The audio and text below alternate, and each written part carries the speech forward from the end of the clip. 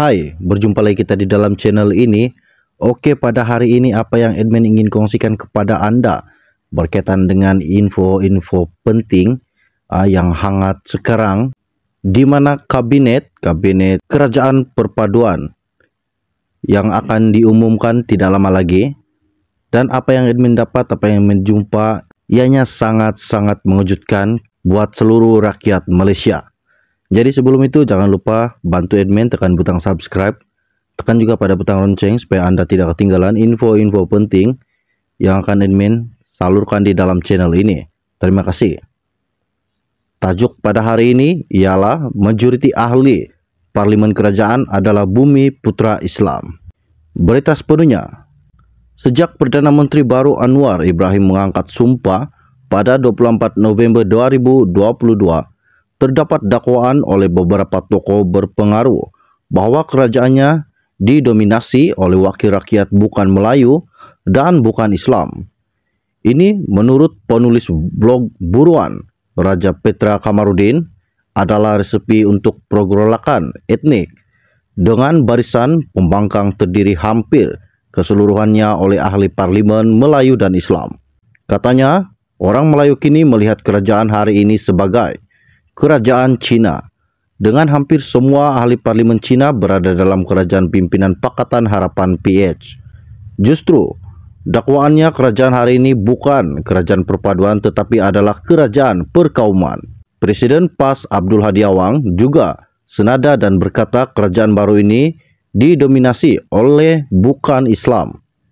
Atas sebab itu, dia berkata Perikatan Nasional PN menolak perlawan menyertai kerajaan sambil menambah bahawa 80% orang Melayu mengundi dan menyokong mereka.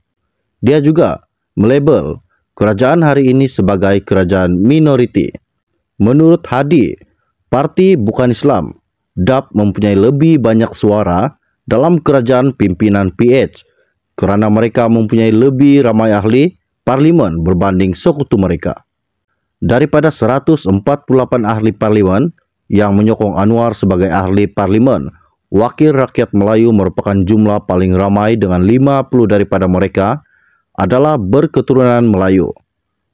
Ini diikuti oleh ahli parlimen Cina dengan 43 orang, Bumi Putra Islam dari Sabah dan Sarawak 27 orang, Bumi Putra bukan Islam dari Sabah dan Sarawak 16 orang, dan India atau kaum-kaum lain 12 orang. Bagaimanapun, menurut statistik demografi terkini yang dikeluarkan oleh Jabatan Perangkaan Malaysia pada Julai lalu, peratusan ahli parlimen berketurunan Cina dan India dalam kerajaan hari ini adalah lebih sedikit mengatasi jumlah rakyat etnik berkenaan. Sebanyak 29% ahli parlimen kerajaan adalah etnik Cina, manakala 22,8% rakyat Malaysia daripada keturunan itu. Walaupun demikian, kerajaan baru hari ini masih tidak dikuasai oleh orang Cina kerana terdapat 105 ahli parlimen bukan Cina, iaitu lebih 2 kali ganda bilangan ahli parlimen Cina. Justru adalah tidak tepat untuk mengatakan kerajaan hari ini adalah dikuasai Cina. Jumlah ahli parlimen Islam dan bukan Islam di pihak kerajaan sebenarnya seimbang. Ahli parlimen Islam dalam kerajaan membentuk 52%, manakala bukan Islam adalah sekitar 28%. Oleh demikian, adalah tidak benar bahawa kerajaan didominasi oleh wakil rakyat bukan Islam. Bumi Putra membentuk kumpulan terbesar ahli parlimen dalam kerajaan. Berdasarkan pembahagian antara Bumi Putra dan bukan Bumi Putra, di nasbabnya ialah 63% Bumi Putra dan 27% bukan Bumi Putra. Demografi negara menunjukkan 70% rakyat Malaysia adalah Bumi Putra. Secara teknikalnya, sebagian mereka adalah Bumi Putra Sabah dan Sarawak serta bukannya Melayu. Bagaimanapun, 92% daripada 73 ahli parlimen pembangkang adalah Melayu dan Islam. Hanya 2 ahli parlimen pembangkang atau kira-kira 3% adalah wakil bukan Islam. Justru adalah tepat untuk mengatakan bahawa Pembangkang hampir secara eksklusif adalah terdiri daripada orang Melayu dan Islam. DAP adalah parti sekular dengan semua 42 ahli parlimennya, kecuali 3 daripada mereka bukan beragama Islam. Ia juga adalah parti dengan ahli parlimen dalam Pakatan Harapan yang paling ramai diikuti oleh PKR dengan 29 ahli parlimen dan Amanah yang memegang 9 kerusi parlimen. Sebanyak 37% ahli parlimen Pakatan Harapan beragama Islam. Pentadbiran Anwar Ibrahim sering dirujuk sebagai kerajaan perpaduan selepas ia ditubuhkan atas tita yang di Pertuan Agong selepas pilihan raya umum ke-15. Walau bagaimanapun, secara teknikalnya, ia bukanlah kerajaan perpaduan nasional seperti yang dilazimkannya dibentuk di seluruh dunia semasa krisis. Dalam keadaan ini, kerajaan perpaduan nasional merangkumi semua parti politik. Ia bermakna tiada barisan pembangkang. Dalam kes Malaysia, 73 ahli parlimen PN membentuk blok pembangkang. Jadi secara teknikal ia bukan kerajaan perpaduan. Apa sekalipun, ia tetap adalah kerajaan campuran yang dipimpin oleh Anwar. Pakatan Harapan dengan 82 kursi berkemungkinan adalah gabungan paling berkuasa.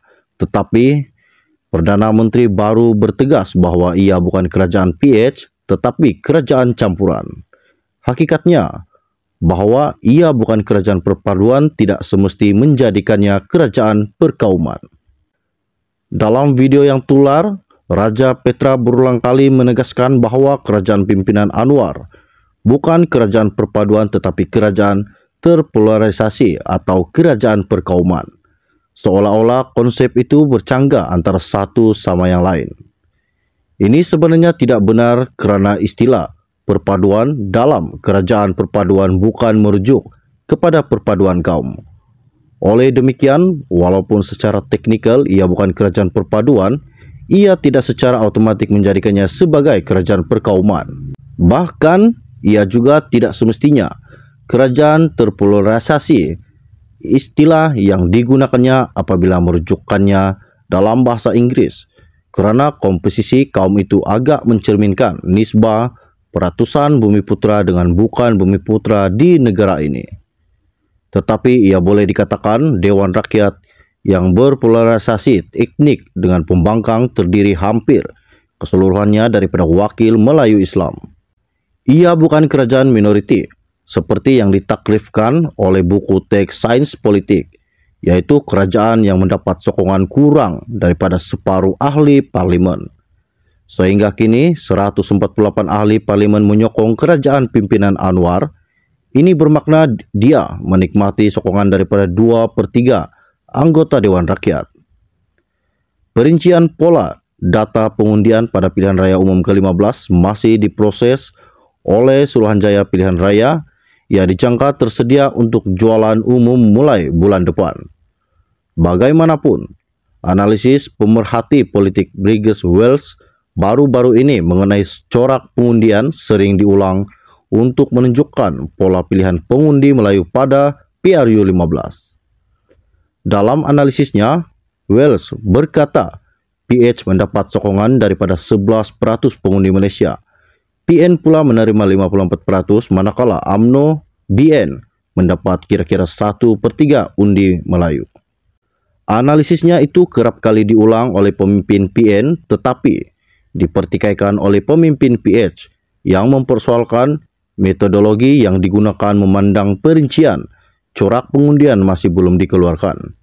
Malaysia kini adalah sebahagian daripada Pakatan Pemeriksa Fakta daripada badan media, ahli akademik dan masyarakat sivil.